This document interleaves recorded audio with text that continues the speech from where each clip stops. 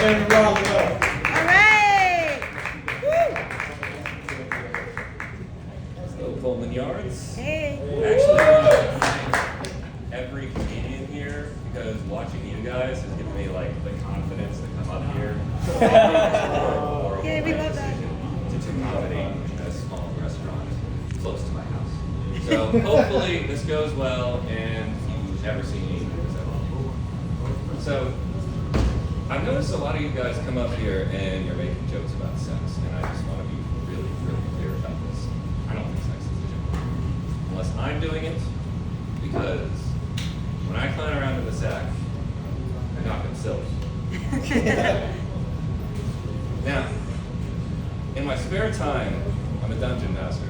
For those of you not in the know, don't worry, it's not sexy at all. It just means I have the time and the autism to run a game for drunken adults who can barely listen to the fruits of my dramatic arts.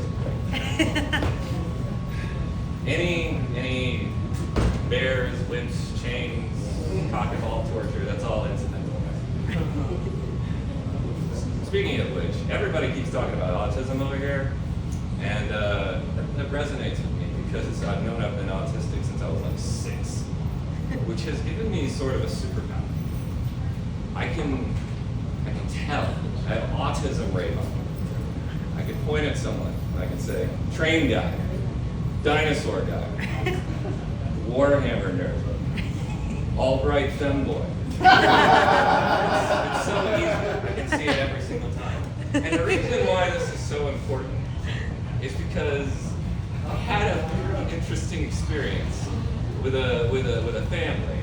One of those purple-haired white women who Republicans make jokes about, but I didn't know existed in real life. And her son. So I'm talking with this woman, and somehow the topic of Warhammer 40K came up. And her son's eyes light up, and he shoots at me, direct eye contact, starts jabbering on about something. And I am very, very well versed in nerd shit, so I have a little conversation with him. He's stimming in place, you know.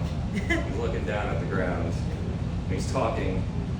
And suddenly his mom says, "Hey, what are you two talking about?" And I look at her and I'm like, "Oh, you know, we're talking about Warhammer 40K. You know, it's the Harry Potter of autismos, lawyers, and doctors." And she looks me straight in the eyes with that kind of wrinkly, withering stare that you can only get from somebody with too much entitlement. And she says, "My son's autistic." And I look at him.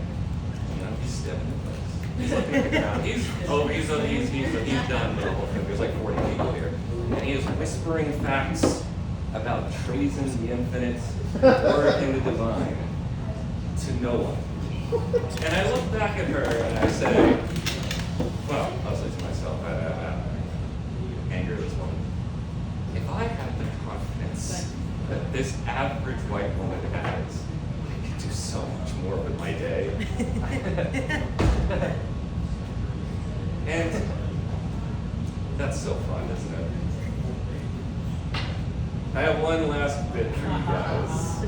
Because I thought about this while I was at my chair, and you know, talk about MLK Day and stuff like that. I have a beautiful Jamaican fiance, and she's changed my life, and her family has been so nice to me. And her uncle said something very interesting to me the other day.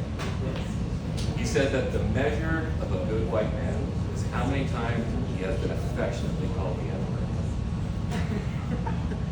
And I'm working on like 40, 50 at this point. I'm not counting specifically, but I'm just kidding. Anyways, that was my time. I want to thank all of you for listening.